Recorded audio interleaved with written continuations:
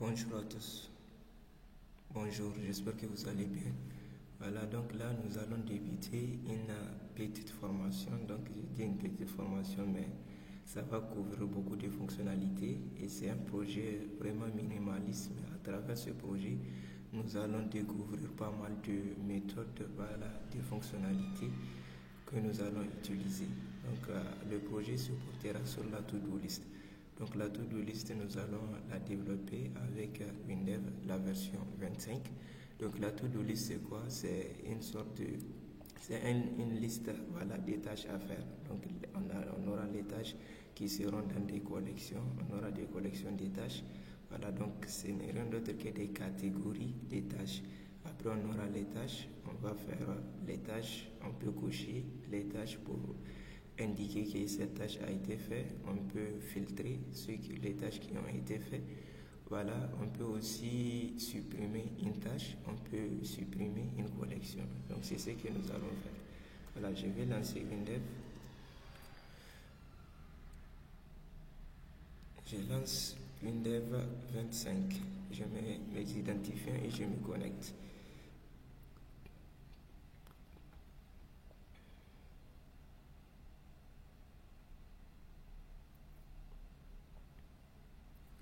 Voilà, là c'est les projets récents sur lesquels j'ai travaillé. Donc là, on fait créer un projet. On prend application Windows ou Linux. Voilà, on prend application Windows. Je fais suivant créer un projet vierge. Voilà, exécutable 32. On prend fenêtre. Voilà, ici le nom du projet. Je mets to-do. Okay. Là, j'ai un petit souci avec le O, mais c'est bon. To do. Voilà, je laisse comme ça. To do list.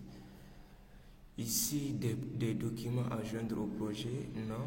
Utiliser les GDS. Non. Si on doit travailler sur un projet avec plusieurs développeurs, on va utiliser le GDS. Mais là, dans notre cas, c'est non. Utiliser la charte graphique. Oui. La charte graphique, bon, c'est quoi? C'est le préfixe. En fait, si on a des fenêtres, ça préfixe par FEN. Si on a des états, ça préfixe par état et ainsi de suite. Et là, le gabarit à choisir, je vais partir sur celui-là. Voilà.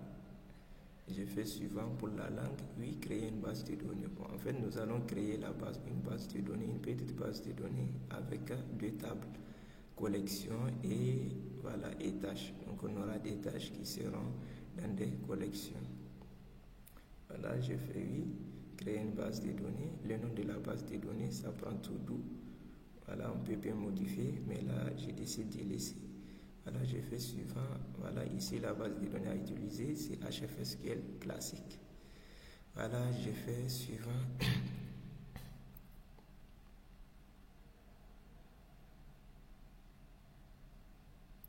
Maintenant, le projet a été bien créé. Voilà, donc lui, il nous recommande déjà de créer la base de données.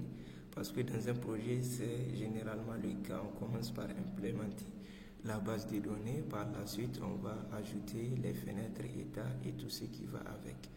Voilà, j'ai fait créer un fichier de données, une nouvelle description d'un fichier de données. Donc, les fichiers de données, c'est ce qu'on appelle les tables. Donc, les tables, c'est les fichiers de données en Windev. Là, j'ai fait, oui, créer. Je mets table. Je mets collection. Voilà, je mets collection avec S. Ici, c'est très important. Il faut toujours laisser ici identifiant automatique. Donc, les enregistrements seront identifiés de façon unique dans la table. Donc, c'est très, très important de laisser, voilà, ici, identifiant automatique. Voilà, je laisse, je continue. Ici, le type de la table, c'est HFSQL classique. Donc, c'est la base de données classique de Windev. Donc, j'ai créé, voilà, maintenant, ça ouvre ici. Voilà, donc je peux même fermer celui-là et je fais un double-clic ici. Voilà, je fais un double-clic pour juste afficher la description. Maintenant, on a les ID. Qu'est-ce qu'on aura sur les collections? Donc, la collection, on aura par exemple nom collection, c'est le nom seulement de la collection. Voilà, c'est le nom de la collection. Je prends 60. Voilà. Et je fais OK. Normalement, ici, c'est bon pour la collection. OK, maintenant, on prend un nouveau fichier. Maintenant, tâche. On va utiliser tâche. Je mets tâche avec S. OK, je laisse identifier unique, c'est automatique. C'est à travers ça, on va rechercher pour modifier la tâche ou bien pour supprimer. Si on a le ID, on peut supprimer une tâche sans difficulté et on est sûr de supprimer le bon enregistrement. Je fais suivant. Voilà, terminé. Tâche, voilà, maintenant je mets nom tâche. Nom tâche.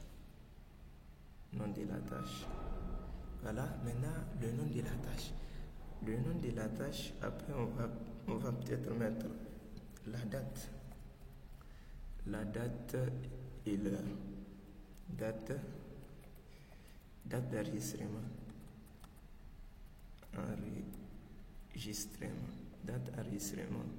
Voilà, on va mettre ça sur date. Et on va prendre date heure ici. C'est-à-dire on aura la date d'enregistrement. Donc c'est une date et heure. C'est la date et l'heure. Et là, nous ne voulons pas à ce que quand on va créer un enregistrement de passer la date. Nous voulons avoir une valeur par défaut qui sera la date du jour. Donc valeur par défaut, on peut bien spécifier des fonctions SQL ici. On peut aussi prendre les fonctions WLangage. Je peux WL.date heure. Voilà, donc je mets date heure système. Je peux bien prendre date du jour et là ça va récupérer seulement la date du jour. Et là j'ai besoin de la date et de l'heure. Donc je mets ça et je fais valider. Maintenant j'ai la date et l'heure ici à ce stade. Maintenant ici je fais mettre voilà fait, c'est-à-dire si la tâche a été faite ou pas. Voilà, donc là ça sera un booléen. Voilà, un booléen, c'est-à-dire qui sera à 0. Déjà valeur par défaut c'est 0, les tâches ne sont pas faites. Et si la tâche a été faite, elle sera cochée. Voilà, donc c'est ce que nous allons faire. J'espère que là c'est bon. OK, maintenant on a notre base de données. Maintenant, sauf que reste ici une chose qui est très importante. Là, on a des collections, on a des tâches. Là, on devrait avoir une relation entre ces deux-là. Pourquoi? Parce qu'une tâche, on doit l'associer à une collection. Par exemple, je dirais une collection, faire mes études. Après tâche, je peux dire apprendre PHP, apprendre Laravel, apprendre quoi? Voilà, vous voyez. Donc ici, je dirais, je vais faire une liaison entre les deux. Donc une tâche, on va l'associer à une collection. On peut imaginer une collection. Je vais apprendre la programmation. Donc ici, pour les tâches, programmation PHP, programmation WinDev, etc. Donc je fais ça, je mets la liaison. Donc je clique ici sur liaison. Je prends une table, la table de droite, je prends celui de gauche ici. Et là, je réponds aux questions là. Ici, on a bien fait mes risques. Directement, on peut spécifier les cardinalités et aller vite. Mais si on vérifie, chaque connexion a au moins une tâche. Voilà, une tâche. Donc là, normalement, chaque collection n'a pas une tâche. Parce qu'au moment où on crée la collection, on n'a pas encore spécifié des tâches. Donc là, il faut bien laisser non. Ici, chaque collection peut avoir plusieurs tâches. Oui, une collection, on peut associer plusieurs tâches. Voilà. Et là, ce que nous allons faire, c'est que ici, au niveau des tâches, on nous dit chaque tâche a au moins une collection. Oui. Donc, chaque tâche est associée forcément et obligatoirement à une collection. Donc, on crée les collections, on sélectionne la collection, après on ajoute la tâche. Et chaque tâche peut avoir plusieurs collections. Non. C'est-à-dire, donc, on aura un ici. Voilà, on aura les ID collections qui va migrer ici pour identifier. Voilà la tâche. Voilà, je fais suivant. Voilà, ça nous dit que ça va prendre ID collection ici pour l'amener là. Je mets suivant et là, on a les règles de modification. Voilà, ici, c'est pas important. Pourquoi? Parce que les identifiants, déjà on a modifié ici règle de modification d'une collection. Donc si on modifie le ID d'une collection, comment on veut que le système réagisse? Par exemple, on a des tâches avec, par exemple, on a ici une collection apprendre la programmation avec ID qui est égal à 1. Ici, au niveau des tâches, on met une tâche programmation PHP avec ID collection à 1. Donc maintenant, on a la liaison qui est entre les deux. Maintenant, si on modifie le ID de collection, voilà, qu'est-ce que nous voulons faire ici, le comportement. Donc là, ça nous dit interdire la modification. Déjà, puisque nous utilisons les ID automatiques, on sait dorénavant que les ID ne seront pas modifiés. Donc là, on ne va pas s'en soucier. Mais là, c'est très important. Interdire la suppression d'une collection qui a au moins une tâche. Ici, on a deux choix. Si on a ici une collection programmation, et ici on a une tâche programmation PHP, et si on tente de supprimer la collection programmation, qu'est-ce que nous voulons faire? Soit on interdit la suppression de programmation parce que il a déjà une tâche programmation PHP, ou bien on peut décider de supprimer la collection programmation et toutes les tâches qui sont associées. Donc c'est ce que nous allons utiliser. Donc dès qu'on supprime une collection, nous allons supprimer ici toutes les tâches associées. Voilà, j'ai fait suivant et j'ai fait terminer. Là, nous avons notre base de données qui est bien créée. Voilà. Donc, on fait enregistrer et on ferme. Donc, là, dès qu'on ferme, ça nous dit d'actualiser ici le projet. Voilà, donc c'est synchroniser la base de données. Je fais oui et ça va créer la base de données. Maintenant, la base de données a bien été créée. Si à chaque fois qu'on modifie l'analyse, ça va nous afficher de faire la synchronisation automatique, et sans hésiter, il faut bien le faire, sinon on aura des soucis. Là, maintenant, passons à la création de l'interface. Voilà, je prends ici, soit je prends là, nouveau, ou bien ici, c'est la même chose. Je prends nouvelle fenêtre, je prends une fenêtre libre. Voilà, vous voyez déjà le gabarit qu'on a pris, donc ça prend. Voilà, là je fais suivant. Voilà, donc ça crée la fenêtre, je dirais fenêtre to do. Finalement, notre application ne va pas contenir beaucoup de fenêtres parce que c'est une application vraiment qui est simple, mais ça va nous permettre de voir beaucoup de trucs. Voilà, donc là je fais un double clic sur la fenêtre pour voir la description. Je vais dire non redimensionnable, mémoriser la taille et la position. Je dirais non. Par exemple ici, la différence c'est que si vous voyez centré par rapport à la mer, donc là vous pouvez même voir que cette fenêtre est centrée. Donc si nous prenons cette option, c'est que ça sera toujours centré par rapport à l'écran.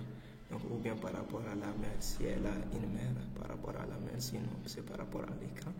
Donc, mais si, quand je fais ainsi, et ici voilà, mémoriser, donc la fenêtre quand elle sera exécutée, si je le déplace, premièrement ça va se mettre au centre, mais quand je le déplace, je ferme, je réouvre, ça va toujours garder la position. Donc moi je veux que ça reste toujours centré, donc je reste non redimensionnable, je prends style, je veux pas avoir ici la barre là, donc voilà, donc ici barre des titres, je retire, donc j'ai retiré barre des titres, ok, et là je suis comme ça, je redimensionne un peu. Voilà, j'enregistre maintenant, je veux placer le titre. Voilà, maintenant je place le titre. Voilà, je dirais to do list. Je prends la description. Voilà, donc je fais clic droit, description. Voilà, la description, je prends style. Voilà, je prends mon écriture préférée, Roboto. Je mets Roboto, je mets même si c'est à 18, je reviens ici au niveau de II, je prends centrage au centre et centrage verticalement aussi, c'est au centre. Voilà, et l'ancrage aussi, je le prends ici. Donc l'ancrage, ça va juste permettre, ici là, c'est pas important de le faire parce que notre fenêtre n'est pas amenée à être redimensionnée. Donc c'est pas important. Je le laisse ainsi. Voilà.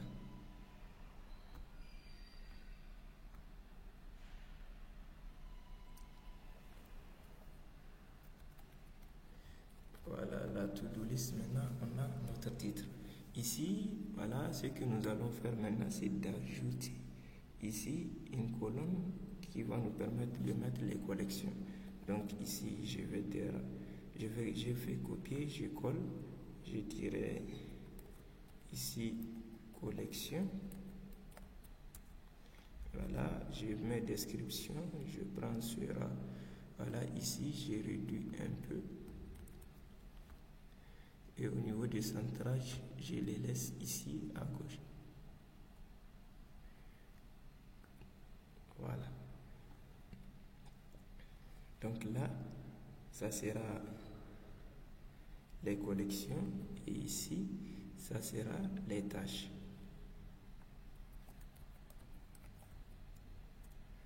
Voilà, ça sera ici les tâches. Voilà, maintenant ici, nous allons placer soit un tableau, nous allons placer ici, voilà, nous allons placer un tableau ou bien une zone répétée pour afficher la liste des collections. Moi, je vais utiliser une zone répétée. Donc, je vais prendre zone répétée verticale. Voilà, la zone répétée pour le moment, je prends par programmation. Par la suite, je vais l'ajouter comme sur une requête, mais puisque là, je n'ai pas créé la requête. Donc, je le laisse sur programmation. C'est une colonne, voilà, je dirais collection. Le nom, voilà, donc les zones répétées ont les mêmes comportements que les tableaux. Voilà, donc c'est juste que là, on aura à modifier le design et surtout, donc c'est bien plus stylé qu'avec les tableaux. Voilà.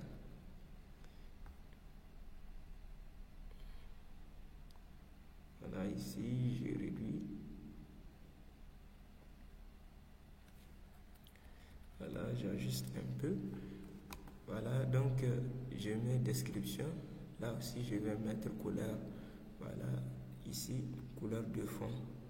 Voilà le libellé. Notre zone de texte n'a pas de libellé. On a déjà créé un libellé ici. Si on avait pris libellé, on aura un champ ici juste en haut qu'on va mettre le nom. Voilà, donc ici, si on prend les lignes paires, la couleur c'est transparent. Donc la couleur sera la couleur noire là, qui est couleur de fond. Donc là, je ne vais pas prendre transparent, je prends la couleur blanche. Voilà, vous voyez, maintenant les lignes ici, les lignes paires ont la couleur blanche. Vous voyez ici, puisque ici c'est 1. Les lignes ici, donc ici, on aura la couleur blanche. Et ici, on prend aussi les lignes impaires, on va leur donner la même couleur. Voilà, maintenant on a la même couleur. Maintenant, on va passer, je vais passer au niveau des cadres, voilà, les lignes verticales maintenant, les lignes horizontales plutôt, ici les lignes qu'on voit là, donc ici c'est pointillé, donc moi je mets ça en continu et je spécifie la couleur, donc je prends une couleur comme ça, voilà, voilà, donc maintenant on a ça ici.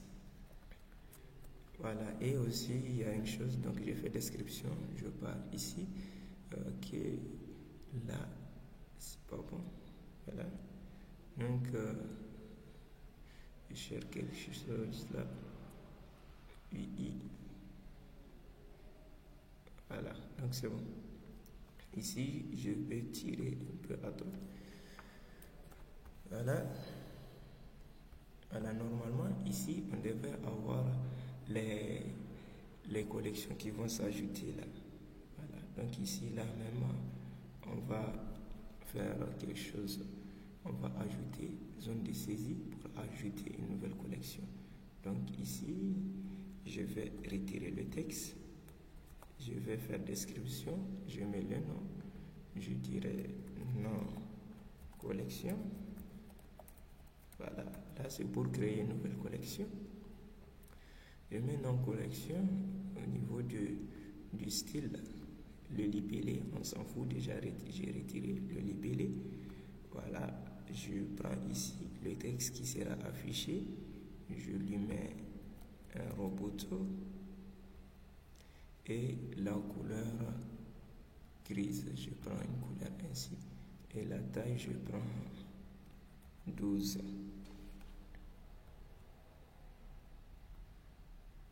Voilà, donc maintenant moi je veux que ici ma zone de texte ici ma zone de saisie voilà, puisse être de même largeur que celui-là. Donc je peux sélectionner le premier ici. Voilà, j'ai cliqué sur celui-là. Je prends maintenant alignement et je prends justifier. Vous voyez, maintenant là ça me permet d'avoir un ajustement directement, voilà, sans avoir à les ajuster manuellement. Voilà, donc c'est bon. J'augmente un peu la hauteur. Là, ok.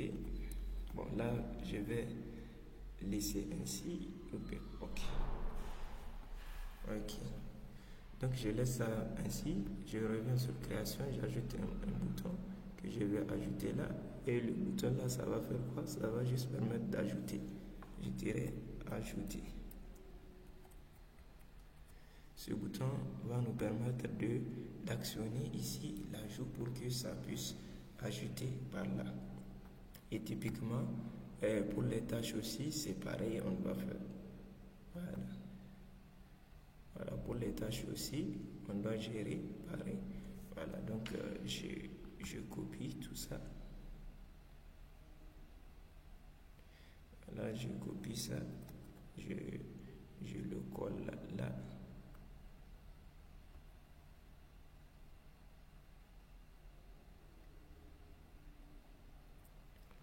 Voilà, donc pour les voilà, donc pour les ici pour les collections, donc je prends un libellé. Là c'est pas bon. Ok, je prends celui-là puisque j'ai déjà un peu ajusté. Je fais copier, je prends ça ici, je le place ici. Voilà, je fais description du libellé. Je viens au niveau du style. Voilà, le style, premièrement, je le mets à ici, cette couleur-là. Je vois que le noir est trop noir, donc je préfère prendre ici cette couleur-là. Voilà. Ok, maintenant, c'est bon. Ici, donc, on aura les collections qui seront affichées là. Voilà. Et aussi, on va placer donc ici, ça sera les libellés des collections. Les libellés des collections. Donc, je fais CTRL-C, CTRL-C, CTRL-V pour copier la même chose, mais maintenant, je vais mettre ça à ID. Donc, on aura les libellés et les ID qui seront sur chaque ligne. Voilà. Sauf que les ID, on va les rendre invisibles juste après. Donc là, pour l'initialisation, je fais moi-même point ajoute, voilà, je mets ajoute ligne.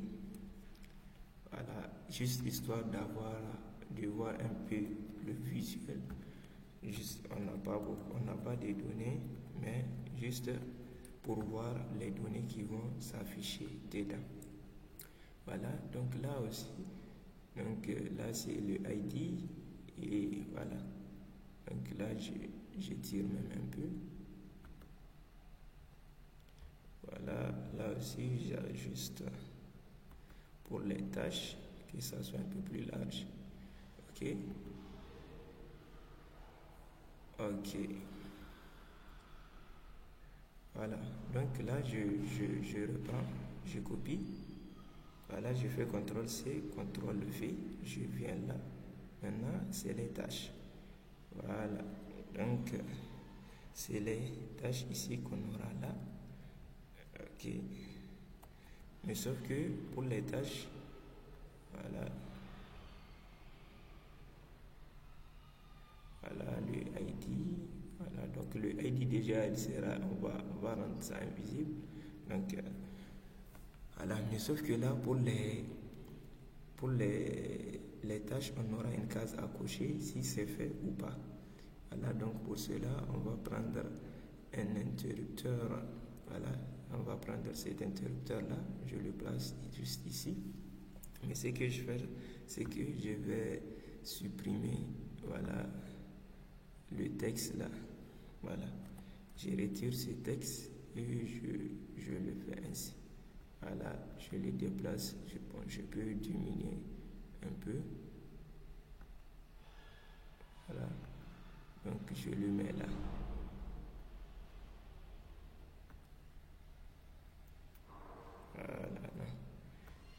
Voilà.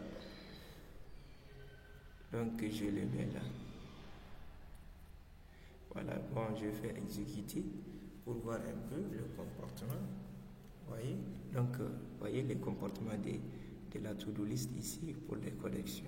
Donc parce que j'ai fait achat ajoute ligne et je n'ai rien mentionné. Donc ça va prendre la première valeur et la dupliquer pour tous. Ici, puisque bon, j'ai pas mis toutes les valeurs, donc là c'est bon. Là, vous voyez, on n'a même pas le bouton fermé puisque j'ai tout retiré. Ok, donc je vais placer ce bouton-là. Donc je vais prendre création. On aura bouton fermé quelque part. Là, on devrait avoir fermé. Là, je ne vois pas. Voilà, c'est ici. Donc, je retire. Je peux mettre ça là. Voilà, donc ici, okay, on était sur fermé. Voilà, donc là, on a fermé. Et l'avantage de ce bouton-là est que déjà, ça contient le code de fermeture. Vous voyez, fermé. Et ici, je vais faire exprès d'ajouter ces lignes-là pour voir un peu aussi. Voilà. Je ferai exprès d'ajouter ces lignes pour voir le comportement. Voilà, je mets init. Voilà, j'ajoute. Maintenant, vous voyez le comportement, ce que ça fait. Voilà, vous voyez. Exactement, donc là, c'est bon, on a notre to-do list. Voilà, maintenant, on va ajouter les fonctions. Ici, de telle sorte que quand on veut ajouter, ça va ajouter directement ici. Et vous voyez, les ID, on va bien les masquer et ici aussi. Voilà, donc maintenant, ici, pour commencer, nous allons retirer ici les lignes là. Voilà. Et nous allons créer une requête qui va nous permettre de lister toutes les collections. Voilà. Donc ici, je prends fenêtre, au niveau des fenêtres. Donc il y a ici partie requête, je fais une nouvelle requête.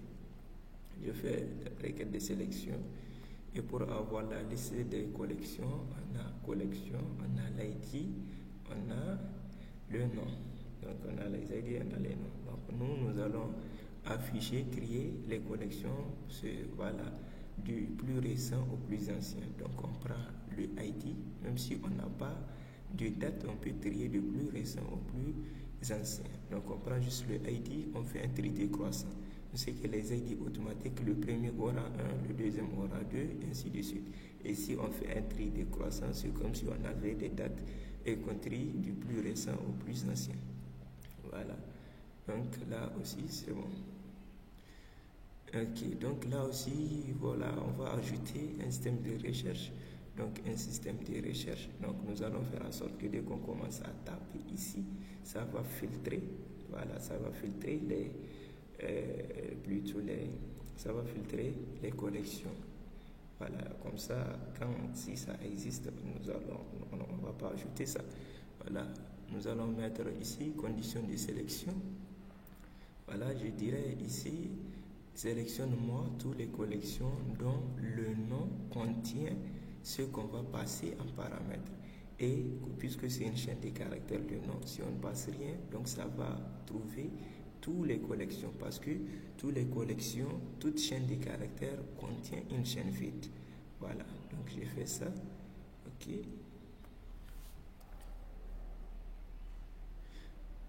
Non, j'ai pas nommé la requête, j'ai oublié, donc j'ai fait double-clic, description, je mets là la requête, liste, collection. Voilà, liste des collections, et je continue. Voilà, donc ici, ce que je vais faire, c'est de lier ici la zone répétée à la requête que je viens tout juste de créer.